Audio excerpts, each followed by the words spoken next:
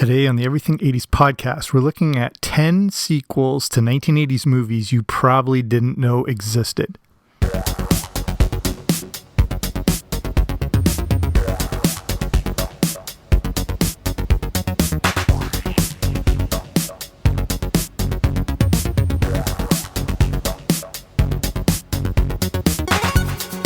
Hey there, what's happening? Welcome back to the Everything 80s podcast. I'm Jamie.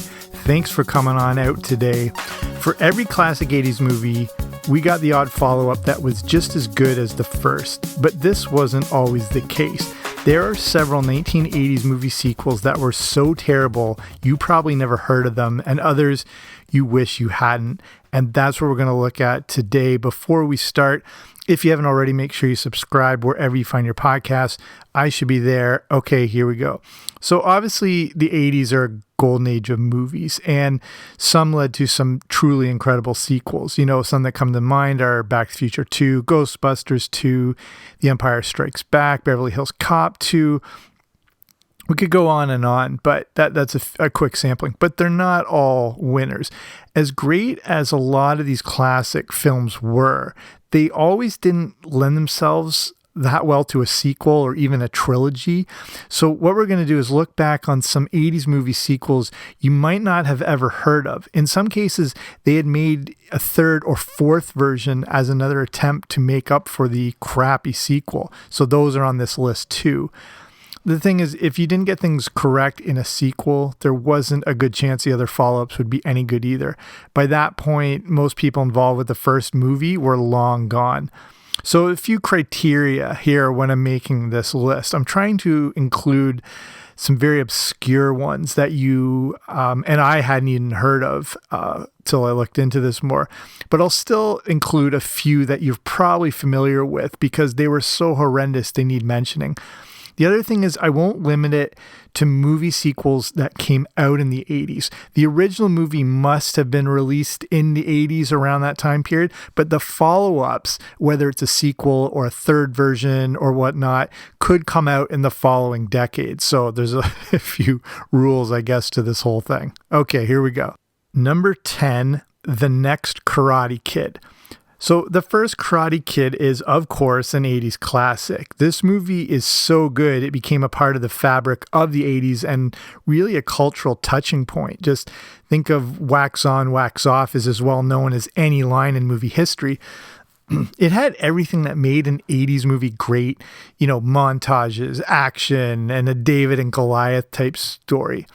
The follow-ups didn't quite match that. The Next Karate Kid is not a sequel or even a third installment, but the fourth movie in this franchise. This came out in 1994 and starred a young Hilary Swank. The premise of The Next Karate Kid is when Mr. Miyagi meets the granddaughter of some friends.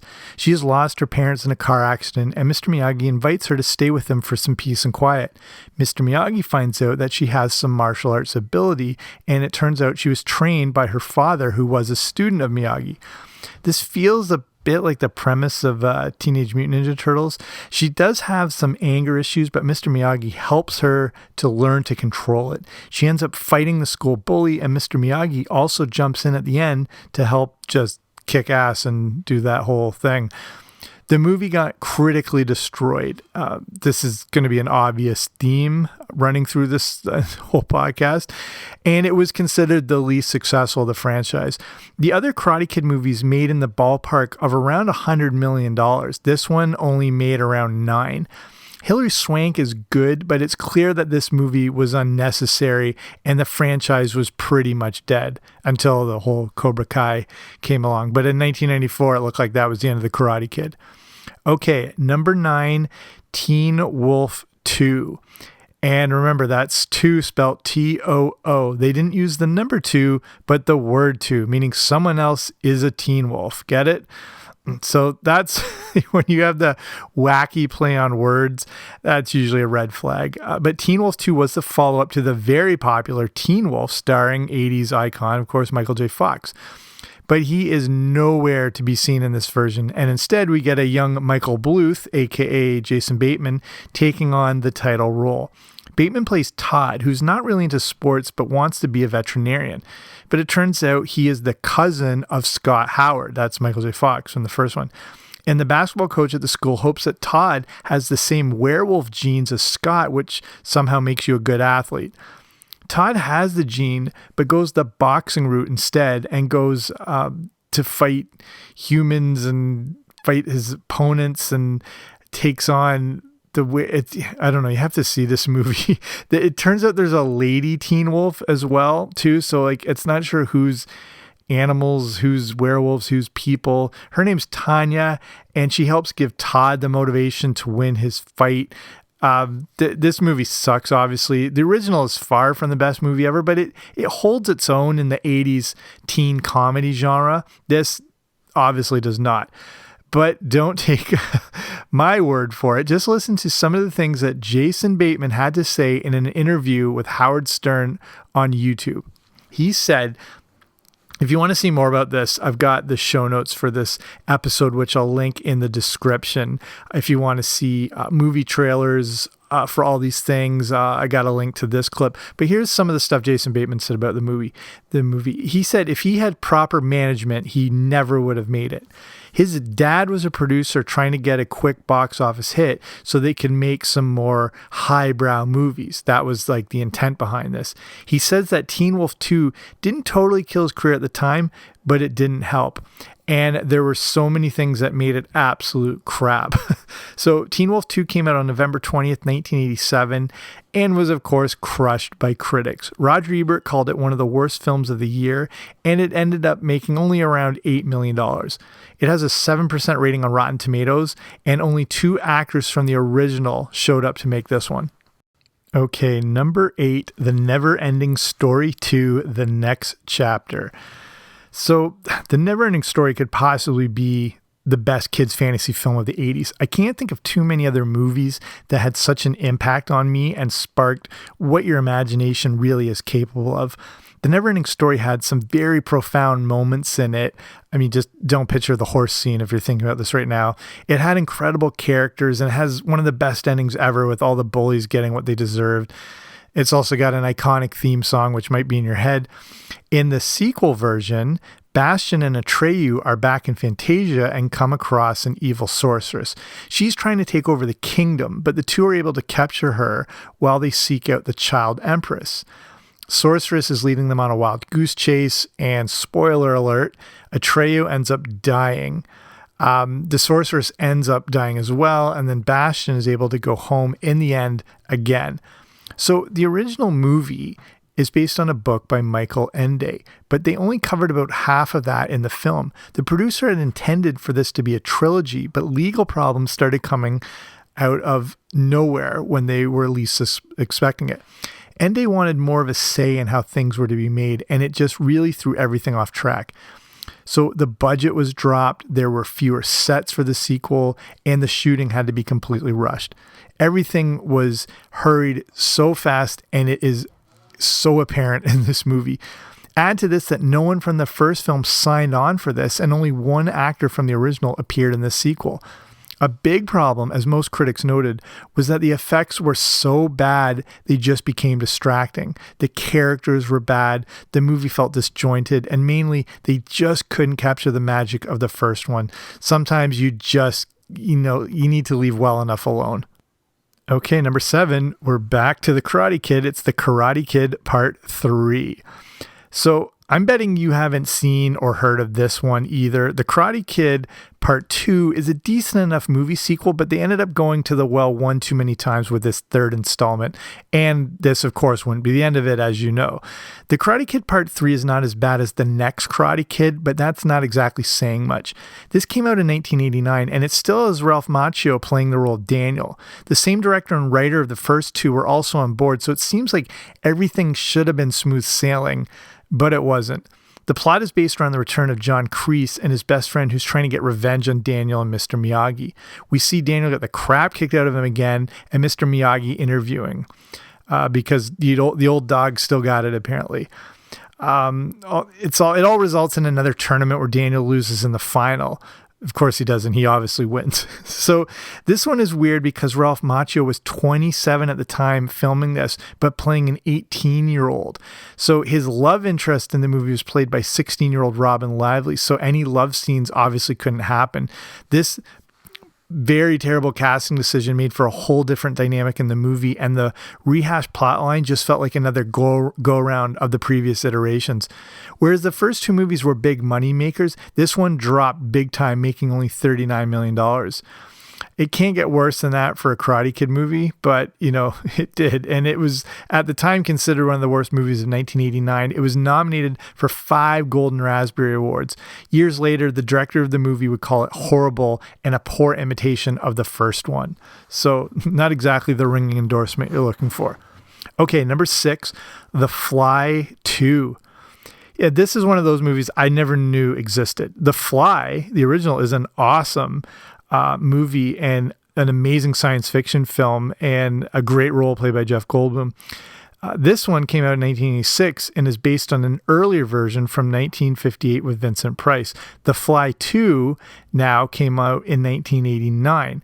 And no one from the first, except for one actor, was on board for this movie sequel. And again, usually your number one red flag for a sequel to a movie.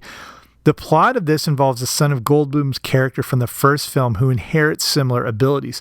He eventually learns of the fate of his father while he himself also transforms into a fly until the effects end up being reversed. So there are a few things with this movie. The first is that it just didn't make much of a cultural impact in the way the predecessor did. The other is that it's just a rehash of the original, but manages to be boring and uninspired somehow. Critic Leonard Maltin gave The Fly 2 his lowest rating. The first Fly is so much more creative, and it's got that, I don't know if you've seen this movie in a while, but the premise is actually terrifying, and the sequel just kind of went about being more about gross out entertainment. What makes this movie interesting is the two main cast members. The first is Eric Stoltz. And if you've listened to my shows or this podcast in general, you would know him as the very first Marty McFly in Back to the Future when Michael J. Fox was originally not available for it. Stoltz had actually filmed the majority of Back to the Future before the directors realized he wasn't working out, and then Michael J. Fox became available. You have to go back and listen to earlier episodes I've done about Back to the Future. It also stars Daphne Zuniga, who played Princess Vespa in Spaceballs. And I just did an episode all about that not too long ago. She was able to get this role because of recommendations from Mel Brooks. And she at first didn't even want to be involved in Spaceballs because she wasn't a fan of Mel Brooks' humor, and then eventually warmed up to him, and that got her this role, which ended up not being a good thing. Okay, number 5, Rambo 3. So Rambo is awesome. The confusingly named Rambo First Blood Part 2 is also pretty awesome. Rambo 3, not so much. This is another movie sequel that is not only bad, but you've probably never heard of. This time around, we're set in the Soviet-Afghan War, but it's depicting fictional events. Rambo is setting out on a dangerous journey to Afghanistan to rescue back his old commander who had been captured by a Soviet army colonel. So this movie is interesting. It's on this list because it's a sequel you may not have been aware of, but it should have been good. Everything was there to make it awesome. It should have transitioned very well from Rambo 2, but I don't know what happened, and it's surprising. Like, most people didn't hear about it when it either just wasn't promoted as well as it should have been, or it just came out at the wrong time. But it's funny how many people don't know this movie. So because of all this, or because of the bad marketing or promotion or whatever, it was just, obviously not received well by critics, but it got enough of a bit of a word of mouth after its poor opening because of not being promoted and whatever. But eventually it actually started making money, which is really weird. So out of all of these movies, it probably made the most while being critically despised. It's got a 38% score on Rotten Tomatoes. It got the classic thumbs down from Siskel and Ebert. Rambo is obviously all about violence, but I think that's what the problem was. It became too much of the focal point of this movie. It actually won a Guinness Book of World Records award for the most violent movie ever made. It had 221 acts of violence with over 100 people being killed. And I think that's what happened as I was looking back into this. Like, no one knew about it. It didn't open well. I think the people who did hear about it were turned away because it was supposed to be that violent. And I think that's actually what saved it overall, as this is in the time where movies could stay in the theaters longer and they give it a chance. These days, if a movie isn't doing well after 2 weeks, that's it. And without a lot of competition, I think word of mouth sort of spread about, like, for people who really love violent, gory movies. I think that's what eventually brought in the audience. And it's shocking, but when it came out in 1989, at the end of its run, it made $189 million. It was also at the time the most expensive movie ever made, which is, again, shocking, but they were sort of planning around this being, one of the biggest money makers of all time. It wasn't, but it still did okay. So ultimately, it could have been a massive disaster, but that's what makes this one interesting for a list like this. It's just, most people don't know it. It's a critical failure, but it made money. So just a bizarre sort of combination of things. Okay, number 4, Short Circuit 2. And this is another weird one for me. I know I've seen Short Circuit 2, but I couldn't tell you anything about it, whereas I could probably recite every line from the original. Short Circuit 2 came out in 1988, and it tried to capitalize on the success of the original. The first Short Circuit wasn't exactly an Oscar winner, but most everyone loved it, and I think I don't know too many people who haven't seen Short Circuit, and it did pretty well at the box office. This time around, we don't have Ali Sheedy or Steve Guttenberg, but we do have Fisher Stevens reprising the disastrous role of making a white actor appear Indian in the movie. Going back, it's a little problematic. Short Circuit 2 came out in 1988 and revolves around toy versions of Number Johnny 5 being manufactured. It also involves crooks trying to take over the deal, and the real Johnny 5 helps to prevent the whole debacle. Johnny also ends up being damaged and repaired with some nice product placement of the now defunct Radio Shack.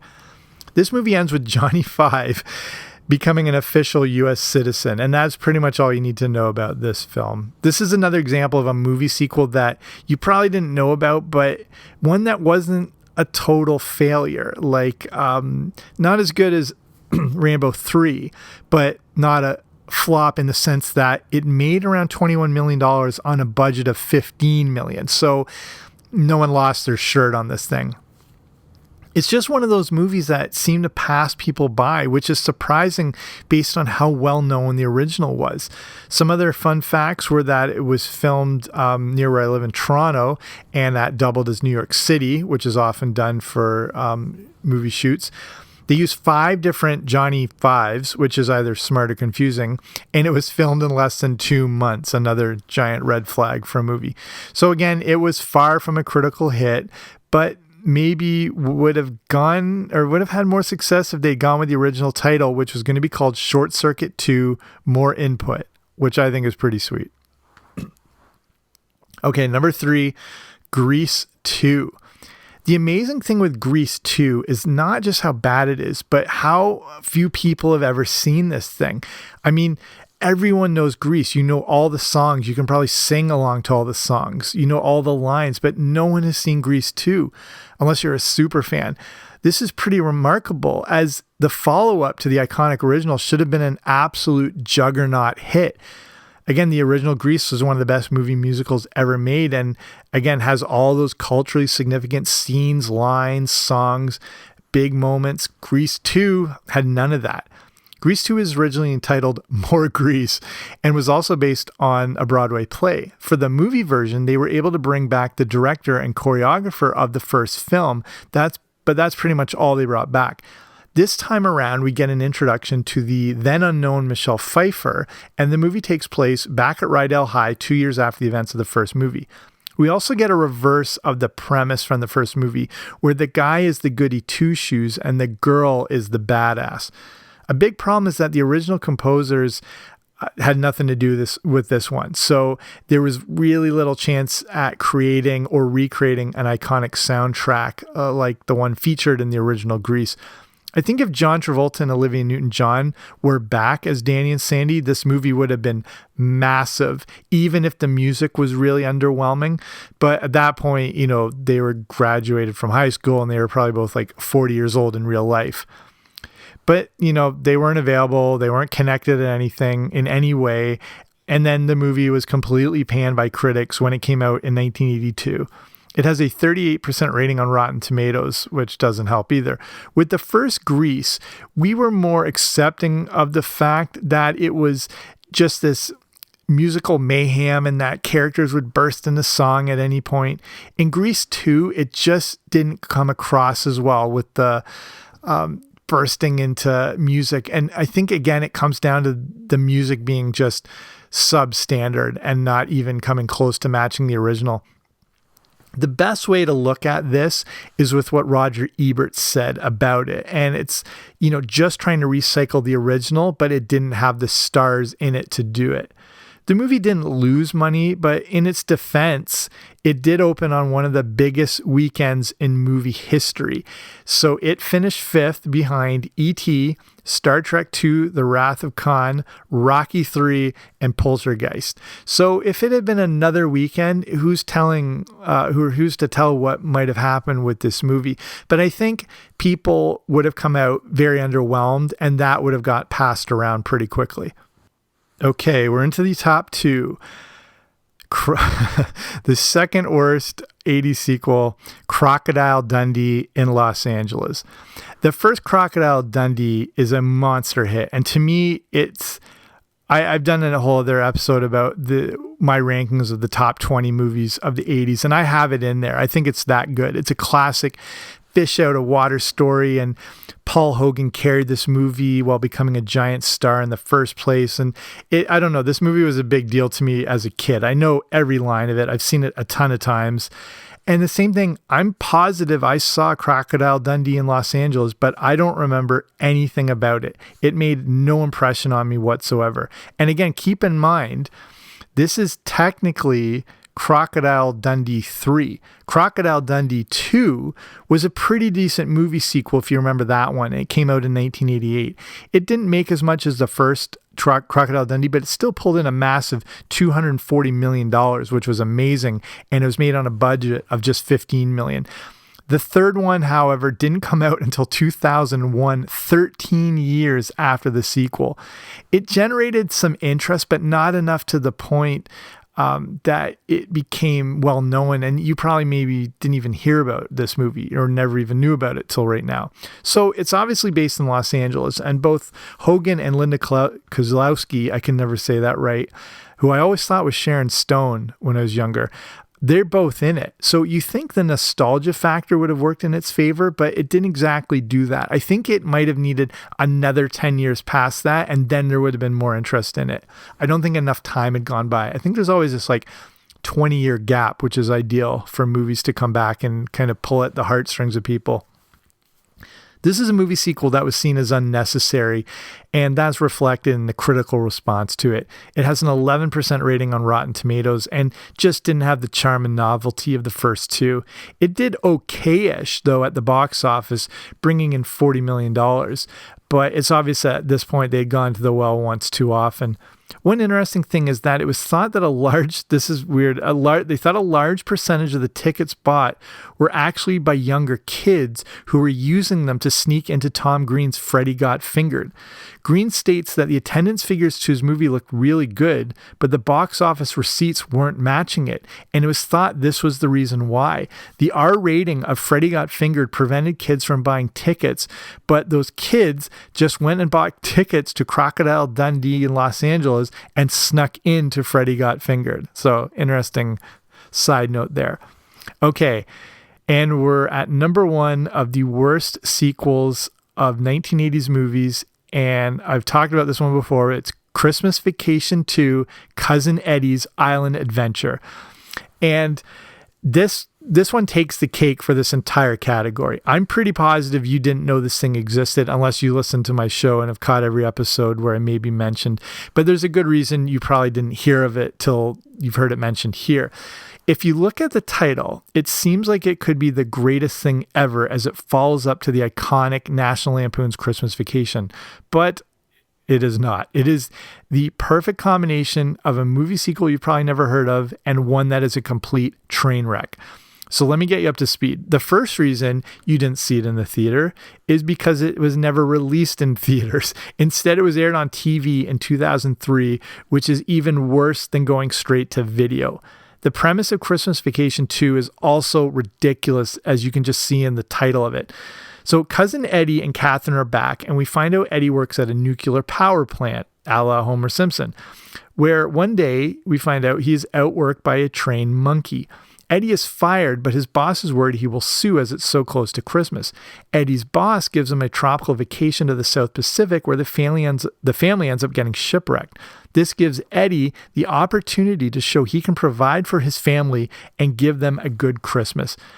It is baffling to me that this thing exists, and it's so bad it possibly takes away from the original movie, which seems impossible to do. But just associating this thing with Christmas Vacation, even though Randy Quaid is in it as Eddie, it just is still an atrocity. National Lampoon's Christmas Vacation 2, Cousin Eddie's Island Adventure, that's the actual full name of this thing, came out on December 20th, 2003 on NBC. If they had even done a close attempt at recreating the original and just not having it set on a tropical island, this could have been a massive TV event, even if Chevy Chase wasn't in it. This thing is like watching a cartoon, and some call it the worst movie they've ever seen. The fact that, again, that it actually exists surprises most people, especially fans of the original Christmas Vacation, but it is just a disaster in every way possible. So we'll start winding it down here. That's my list of the top 10 80s movie sequels you probably didn't know existed. Like I mentioned, it's not all about these things being the worst thing ever put on film, or in Christmas Vacation 2's case, TV, but it's just the shock that these things ever existed. The originals of all these are absolute 80s classics, with their follow-ups leaving much to be desired. I guess what's good in this situation is that it does make you appreciate the originals for how great they really were, even if you never saw the sequel and it snuck into Freddy Got Fingered, which I think is just hilarious.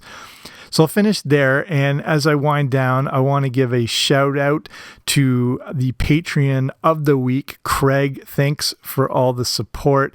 And I'll just finish with what Patreon is, if you haven't heard about this before. So as an independent podcaster, it's a bit tough to stand out in the podcast realm these days. As good as it is, and as good as this whole platform has grown, it's being taken over by, bigger companies and celebrities and huge podcast networks. So what patreon.com is a way to support a show like this and then get some free audio bonuses while doing so.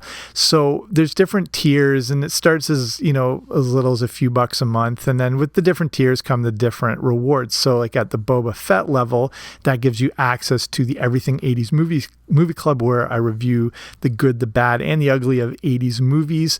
And then at different tiers, there's where you get shout outs on the podcast and the ability to suggest and recommend topics for the podcast. So if you want to see some more, you can just go to patreon.com/80s.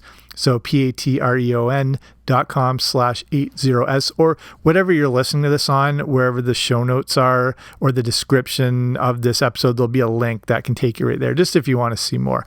But that's it for me. Thanks for taking the time to listen to this podcast. I will be back soon with a new episode. Don't you dare miss it.